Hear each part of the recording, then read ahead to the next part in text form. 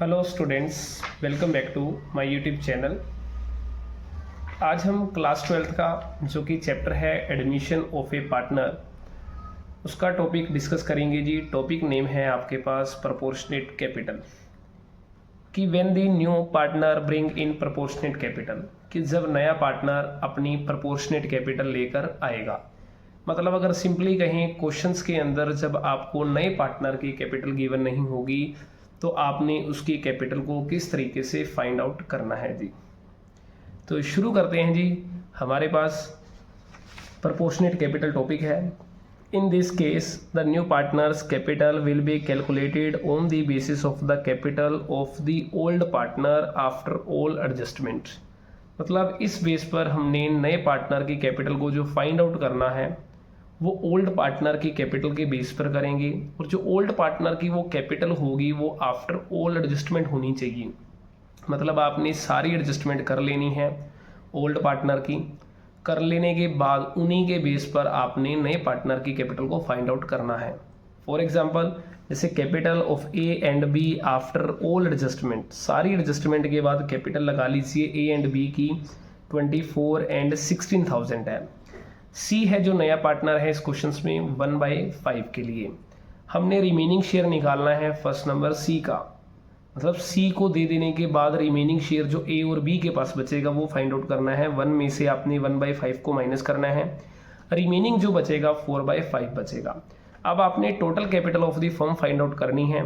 उसके लिए आपने करना क्या है जी, जो ए और बी है हमारे पास आफ्टर ऑल एडजस्टमेंट जो कैपिटल है उसको लेना है, और जो रिमेनिंग पोर्शन है उसका आपने रेसिप्रोकल करना है जी। तो ये 50,000 आ जाएगा। इस 50,000 ये जो कैपिटल हमने फाइंड आउट करी है ये हमारी कैपिटल ऑफ द फर्म है, जो कि टोटल कैपिटल है जिसके अंदर ए की, बी की, सी की, तीनों की शामिल है। बट अब आपने सी की कैपिटल को फाइंड आउट करना है, तो उसके लिए फर्म की कैपिटल लेंगे और सी का शेयर से मल्टीप्लाई करेंगे। जो 10,000 मेरे पास आंसर आएगा वो मेरे पास क्या आएगा जी, सी की कैपिटल निकल आएगी। क्लियर है। तो सिंपली कहें यही हमारी वर्किंग नोट है, यही हमारा इसका वर्किंग प्रोसेस है, जिस तरीके से आपने नए पार्टनर की कैपिटल को फाइंड आउट करना है जी। आई होप कि आपको ये प्रोसेस समझ आ चुकी है। तो अब हम शुरू करते हैं जी एक क्वेश्चन जिसके अंदर हम देखेंगे revaluation count, partner capital count and balance sheet के अंदर आपने किस तरीके से प्रोपोर्शनेट कैपिटल का ट्रीटमेंट करना है जी।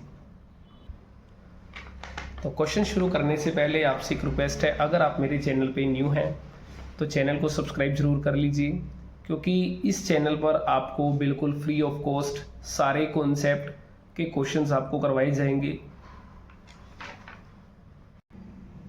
तो क्वेश्चन शुरू करते हैं जी।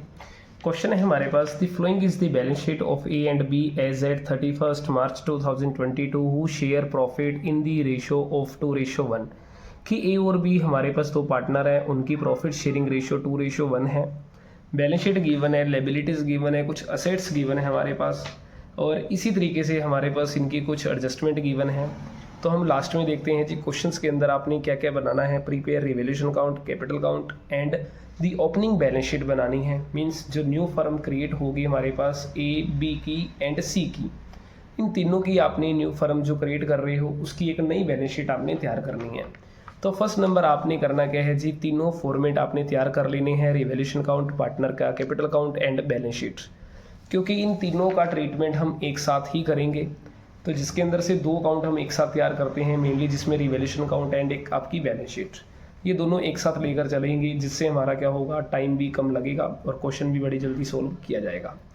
जैसे एडजस्टमेंट गिवन है, they admit C into partnership on 1 April 2022 and profit sharing ratio आपको गिवन है 3/6, 2/6 and 1/6। C bring proportionate capital.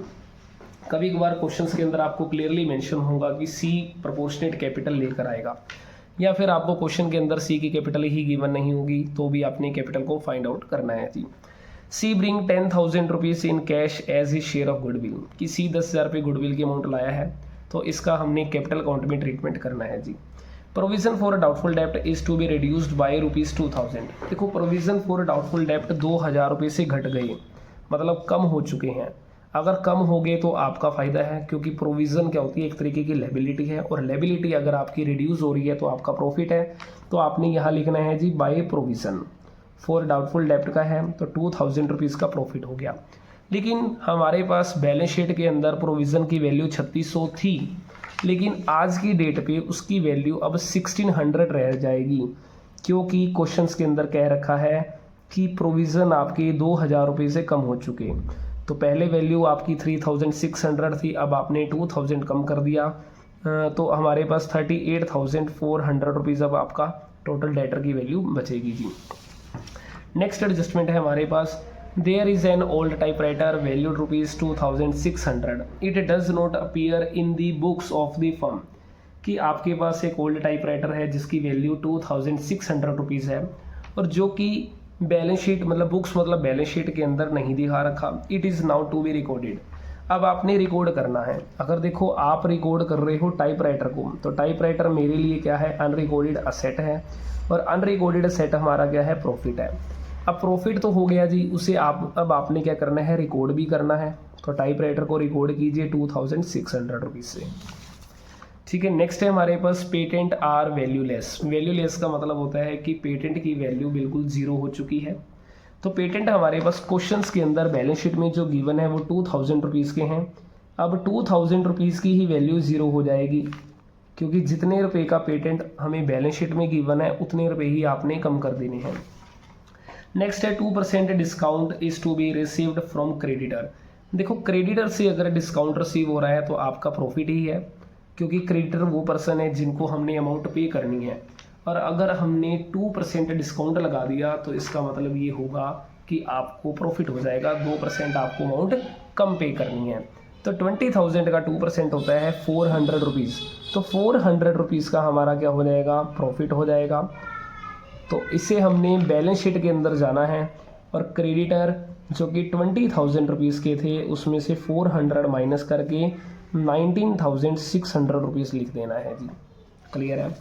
अब हमारे पास मोस्टली एडजस्टमेंट हमने सारी की सारी कर ली हैं। तो कर लेने के बाद अब आपने करना क्या है जी, रीवैल्यूएशन अकाउंट का एक बार टोटल करना है। तो टोटल करेंगे जी, हमारे पास क्रेडिट साइड का टोटल बनता है 5,000 और डेबिट साइड में अभी तक है 2,000 रुपीज़। तो 3,000 रुपीज़ का हमारा होगा प्रॉफिट, और इस प्रॉफिट को हमने जो कि ओल्ड पार्टनर हैं ए एंड बी, उनकी ओल्ड रेशियो के अकॉर्डिंगली बांट देना है।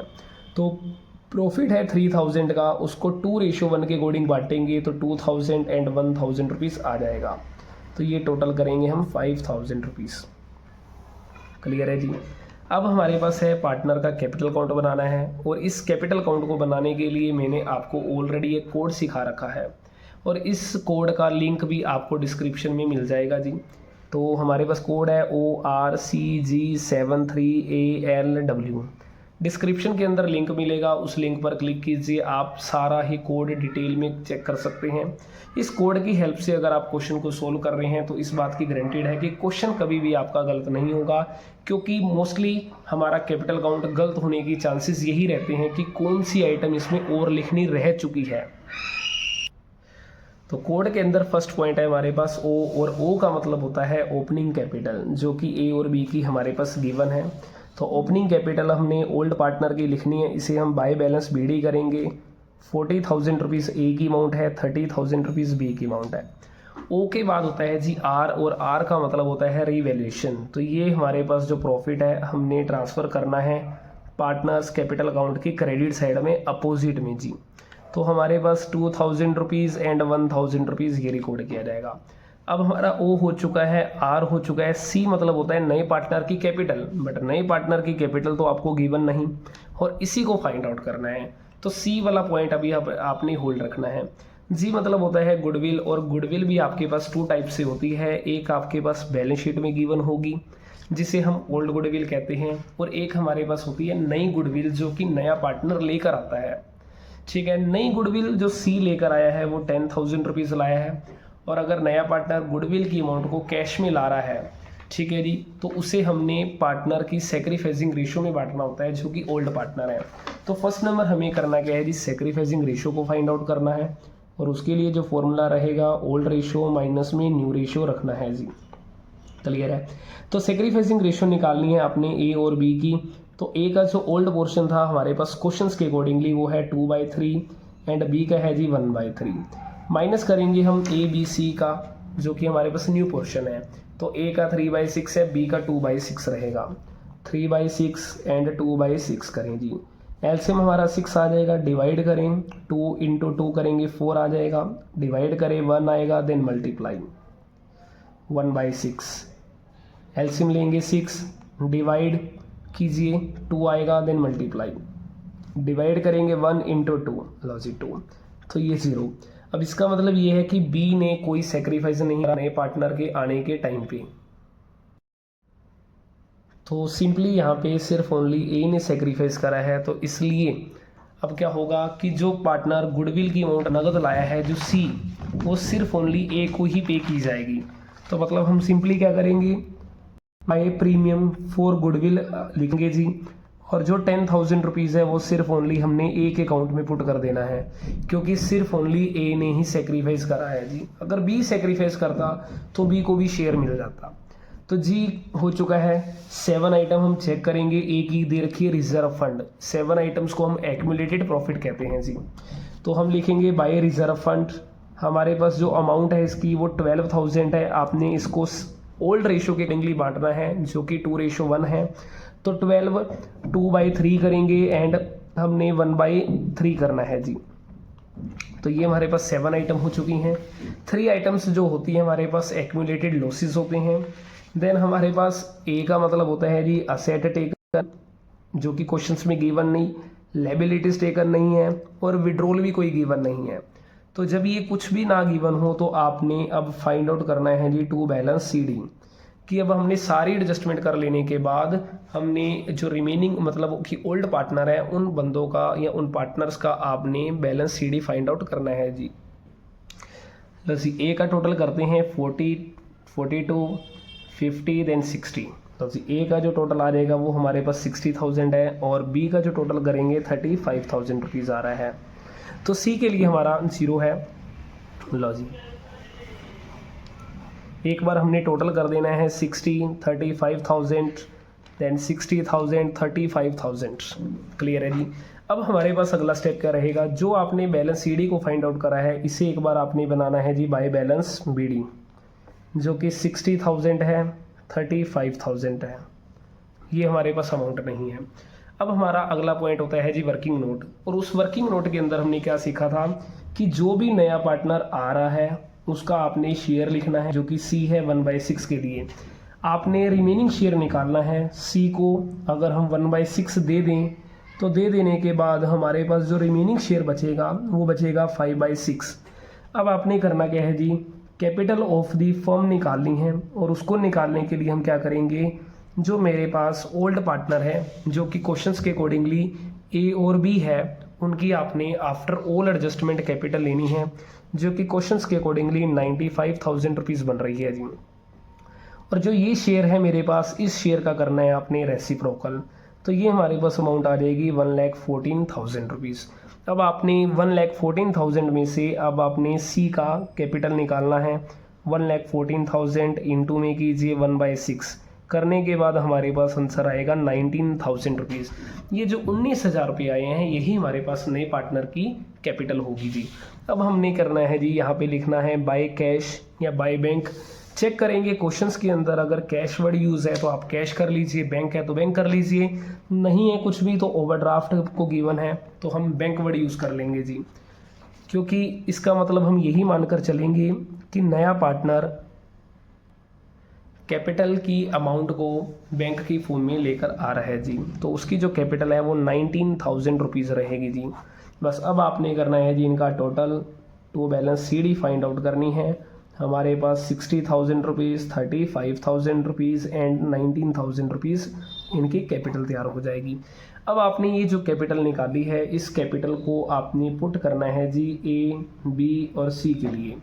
तो इन तीनों का टोटल कीजिए 60,000, 35,000 एंड 19,000, टोटल आ जाएगा 1,14,000 रुपीज़ जी।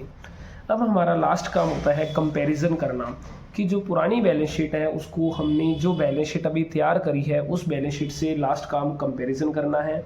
मतलब जो चीज़ इंक्रीज़ हुई है उसे इंक्रीज़ कर दिया या नहीं, या डिक्रीज़ हुई है उसे डिक्रीज़ कर दिया या नहीं। लेकिन जिनमें कोई भी चेंजेस नहीं आया वो सेम आपने वैल्यू पुट कर देनी है। जैसे कि ओवरड्राफ्ट है, ओवरड्राफ्ट तो हमारा इंक्रीज या डिक्रीज हो चुका है क्योंकि अभी अभी हमने बैंक वर्ड यूज़ करा है। क्लियर है जी। तो रिजर्व फंड हम डिस्ट्रीब्यूट कर चुके हैं, दोबारा नहीं यूज़ करेंगे। क्रेडिटर, देखो क्रेडिटर हमारे यूज़ हो चुके हैं, और कैपिटल ए और बी की हमारे पास थी, बट अब हमने सी की भी लेनी है कैपिटल, क्योंकि हमारी एडजस्टमेंट कर लेने के बाद इनकी भी कैपिटल इंक्रीज या डिक्रीज तो हुई है, वो लिखी जाएगी।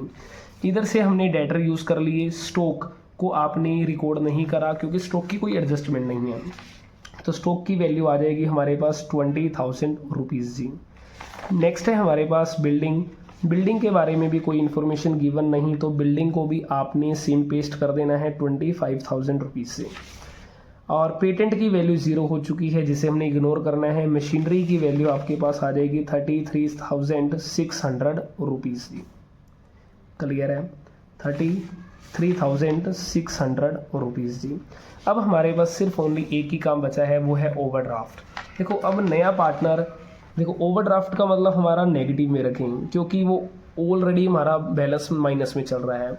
अब नया पार्टनर जो गुडविल की अमाउंट लाया है वो 19,000 रुपीज़ लाया है, और नया पार्टनर जो कैपिटल, देखो कैपिटल की अमाउंट 19 है और गुडविल की अमाउंट वो 10,000 रुपीज़ लेकर आया है। अब हमने इसका सोल्व करना है, इन दोनों का टोटल होगा 29 और ये माइनस में है, तो 14,000 रुपीज़ हमारा आंसर पॉजिटिव में आ रहा है। अगर आंसर आपका पॉजिटिव में आया है तो इसे आपने पुट करना है जी असेट साइड में, और बैंक की वैल्यू आ जाएगी 14,000 रुपीज़ जी। अगर अब आपका टोटल बैलेंस शीट का मैचिंग है तो इसका मतलब ये हमारा हिडन जो कैपिटल है या फिर प्रोपोर्शनेट कैपिटल का क्वेश्चन बिल्कुल एकदम से एक्यूरेट है। क्लियर है जी। तो ये हमारा क्वेश्चन था प्रोपोर्शनेट कैपिटल से रिलेटेड। आई होप कि आपको क्वेश्चन समझ आया होगा। क्वेश्चन अगर समझ आया तो वीडियो को लाइक ज़रूर करें एंड चैनल को सब्सक्राइब करें, और कमेंट बॉक्स के अंदर कमेंट ज़रूर करें, क्योंकि आपका एक कमेंट, लाइक और शेयर ही एक टीचर के लिए मोटिवेशन का काम करता है जी। Thank you. इसी तरह से फिर मिलेंगे एक नेक्स्ट पार्ट के अंदर और एक नए टॉपिक के साथ। Thank you.